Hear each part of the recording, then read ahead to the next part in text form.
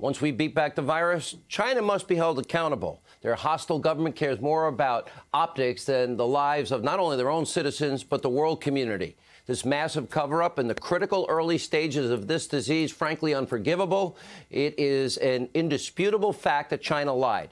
People all over the world suffering and dying as a result of these lies. Axios recently put together what is a comprehensive timeline that you need to see. We'll start on December 10, 2019, last year. That's when one of the first known coronavirus patients becomes ill.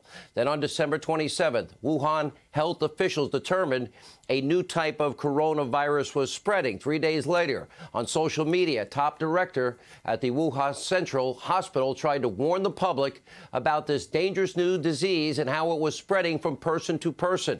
She was subsequently reprimanded and then censored. Then on January 1st, 8 other doctors who posted information about the disease online were called in for questioning, also censored. On January 7th, the president of China became directly involved in the response. January 11th, the Wuhan Health Commission insisted there were no new cases, which we now know is a blatant lie. January 14th, World Health Organization at this late date tweeting, quote, Chinese authorities have found no clear evidence of human-to-human transmission of the virus. Really? And get this, 4 days later, China hosted its annual Lunar New Year banquet. Guess where? In the city of Wuhan, in that province, where tens of thousands of people gathered for a potluck supper. It wasn't until January 20th that China admitted the disease can spread from person to person. The first person that we know had corona in America arrived on January the 21st. 10 days later, the president's travel ban. The single best decision made to date by any country.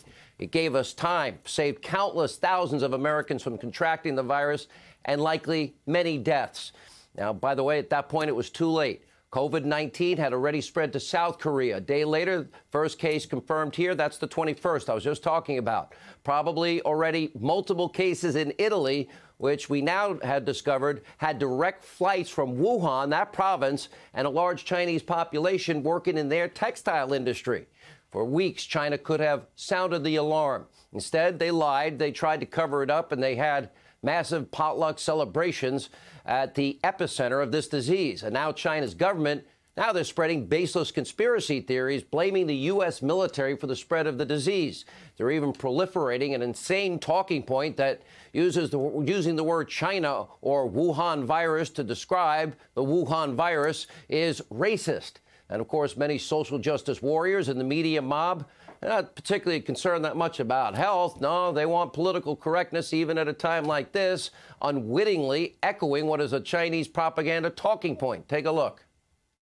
China and others have criticized you for using the phrase Chinese virus. How do you feel about that? Are you going to continue using that phrase? Critics say using that phrase creates a stigma. Why do you keep calling this the Chinese virus? There are reports of dozens of incidents of bias against Chinese Americans in this country. Why do you keep using this? A lot of people say it's racist. You do have people in the Asian American community whose lives are at risk, and for the president to call it a Chinese virus or a foreign virus, that is just not, it's just so dangerous and not a good thing to do. This is a virus that came from the territory of China, but came from bats. This is a bat virus, not a China virus. It doesn't speak Chinese. And today, the president had a clear message for those who seem more worried about identity politics than actual truth. Take a look. Why do you keep using this? A lot of people say it's racist. It's not racist at all. No, not at all. It comes from China. That's why.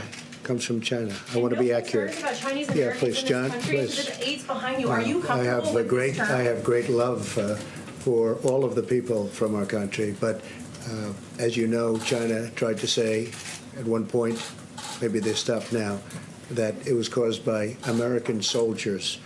That can't happen. It's not going to happen. Not as long as I'm president. It comes from China. Times of uncertainty, facts do matter. This virus did start in China, the Wuhan province, and it's not the first disease to be named after a location. For example, Ebola, that's named after a river in Africa. Then there's the Spanish flu, and then the Middle Eastern respiratory system known as MERS, and we can go on and on. Ultimately, the facts are clear. The Chinese government tried to cover it up. Recently, they kicked out all American Well, I have to say so-called because I don't exactly trust fake news, the New York Times, Washington Post, Wall Street Journal, but I do want them there. And now because of China's actions, thousands around the world are dead, millions others are suffering, and China must be held accountable.